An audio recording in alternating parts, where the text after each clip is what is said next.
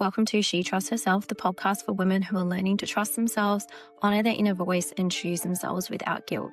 I'm your host, Tashleen, author, guest speaker, and certified human design reader.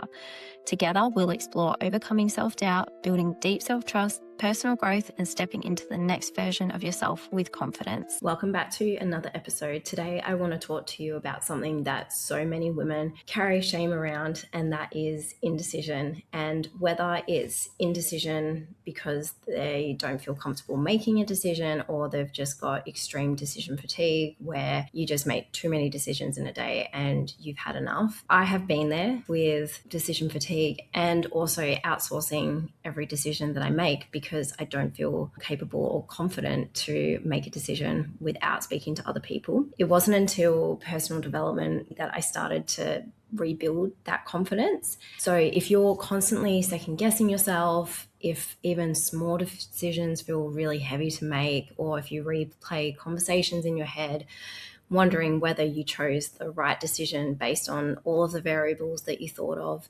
then there's a reason for it. And I just want you to know that you're not indecisive because there's anything wrong with you, because there isn't. It comes down to the level of self-trust and self-empowerment that you have.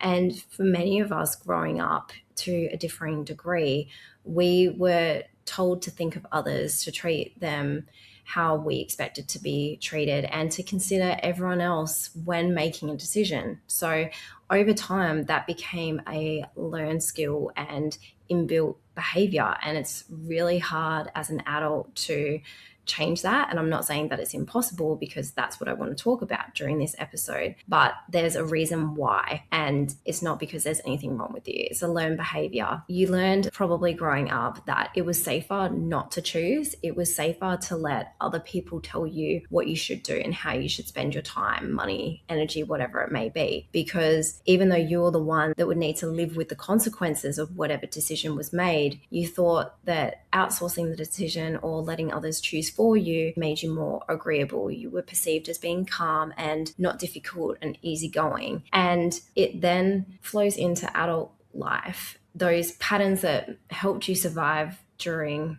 your earlier years as an eldest daughter, woman, whatever role you were in, it then leads to potentially some issues as an adult, because you go from being this really easygoing, chill child who everyone thought was really mature and really considerate of everyone else and super selfless, someone who others may exploit. And I mean exploit in the sense of, oh, we don't need to consult this person because they'll just do what everyone else wants to do, or we don't have to consider their opinion because they don't seem to have one. And that's sometimes an assumption that others make. It then creates an issue because then people sometimes think that they can walk over you, even though you do have opinions. It's just you learn to suppress them, and you learn to read the room, to anticipate the needs of everyone else, and that helped you keep things smooth and avoid any arguments or conflicts. Speaking from personal experience, I was like that growing up, and I didn't feel comfortable sharing how I felt about things sometimes, because even when I did speak up, it was the whole, oh, back in your box you go, or you can't have that opinion, what are you doing? Now I'm not afraid to speak up. I will share my mind when I feel like it's warranted. If you have had an extended period of time of asking others what they think before you check in with yourself, for big or for small decisions, or if you choose what's easiest for everyone else and overlook what you actually want to do, or saying yes to things before you even work out whether you genuinely want to do it, whether you've got the time, energy, capacity, and want to do things, it can be really difficult to unlearn that, because you've just learned for so many years to suppress the signals that told you what the best option would be for you in that situation. If someone says, just trust yourself, you may think, okay, that's great for you if you can, but I have no idea how to. It's something that you definitely can learn to do again. I found out what my decision-making superpower is, and that is trusting my gut. And that means that I can make super quick decisions. People have different decision-making superpowers. Some people, they may need to sit with a decision for a while before they come to a conclusion, go through the motions in terms of how they would feel before they the right answer for them. Other people may need to ride what's known as an emotional wave. So rather than making a decision from a place of super high emotion or super low, they need to make it from a place of neutrality. That's why sometimes, if that is your decision-making superpower, you may find yourself making decisions in an environment where everyone's really hyped up and pumped about something. You're like, yeah, I'm in.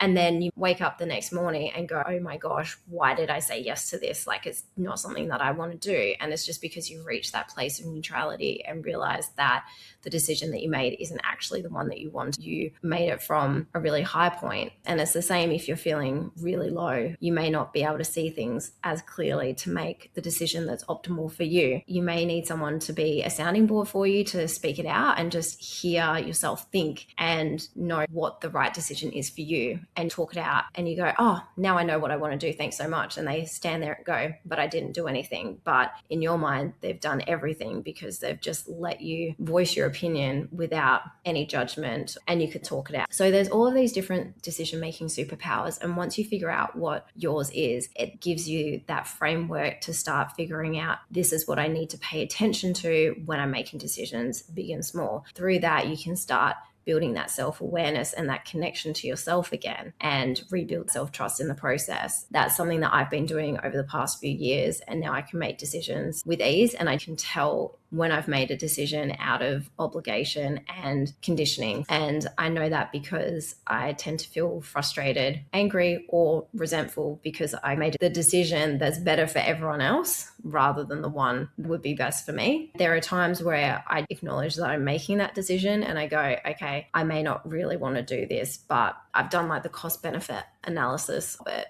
And then I'm like, okay, well, you know what you want to do and what you're choosing to do, so you live with those consequences. So self-trust in itself is not necessarily about confidence, boldness, or being certain of everything all the time. It's just having that inner awareness and knowing that you have everything within you to make decisions, to back yourself 100%.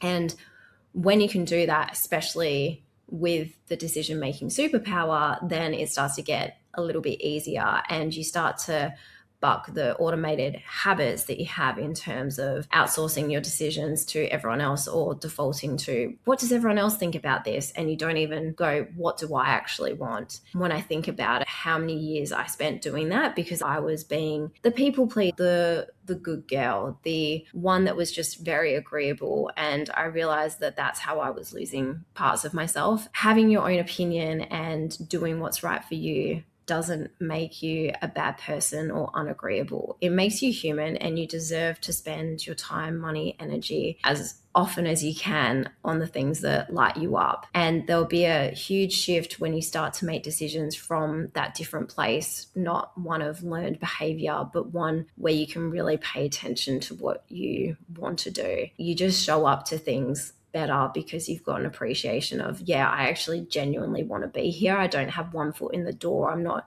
dreading it beforehand. It's really magical when you can start making decisions from that point. If you do find yourself defaulting back to your learned behaviors, then I just want you to consider, what decision are you overthinking because you don't want to disappoint someone? Because chances are you already know the answer. You're putting it off and either asking other people for their opinions as to what they would do if they were in your shoes, or you're writing that pro-con list because you already know what you want to do. There's something inside you that goes, I'm hesitant to make that decision because I know someone's going to be disappointed, annoyed, sad, whatever it may be. It's because choosing yourself feels uncomfortable, because for the longest time you've been putting everyone else's needs above your own. That is the biggest barrier that I have experienced and seen my clients experience with starting to choose themselves again, is, what will other people think of me?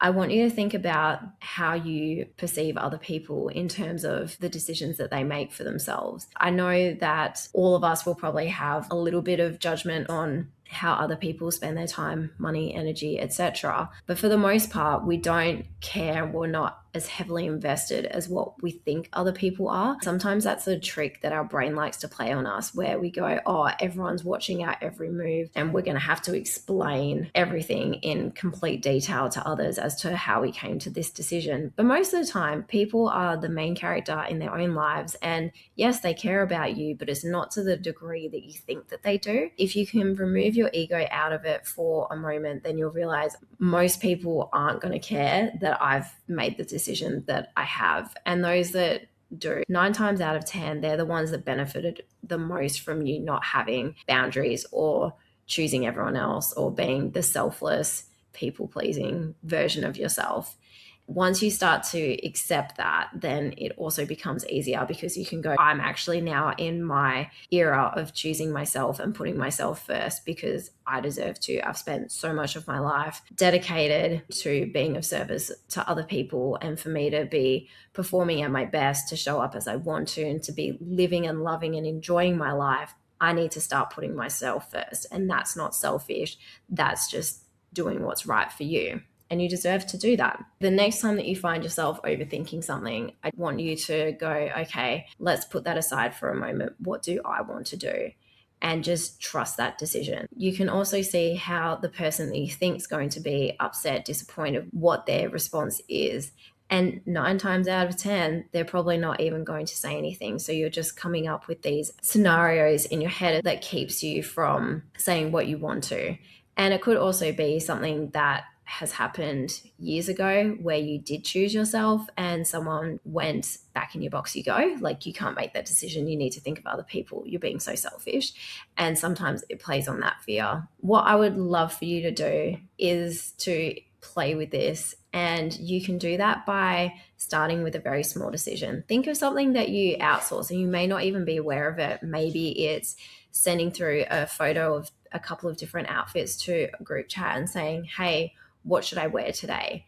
And again, there's nothing wrong with doing that, but just pay attention to it and go, okay, I'm going to try on these outfits. I'm going to feel into it and think, okay, which one do I feel the most confident in? Which one feels right for me? And just pay attention to how you speak to yourself when you're in those different outfits, and also how your body reacts as well.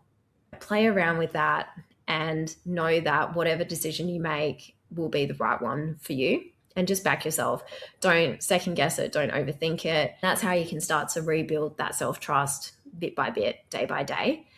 It's just honoring your own needs and being aware of how you feel about things, because you're more than entitled to ask yourself, how do I feel about this? What do I want to do?